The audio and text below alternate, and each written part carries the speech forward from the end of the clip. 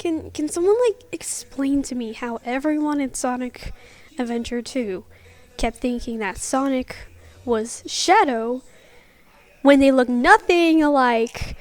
Sonic is blue, Shadow is black and red. Shadow has different spines, and Sonic has different spines. They had different voices, and Shadow has chest fur while Sonic doesn't. What is this witchcraft? It's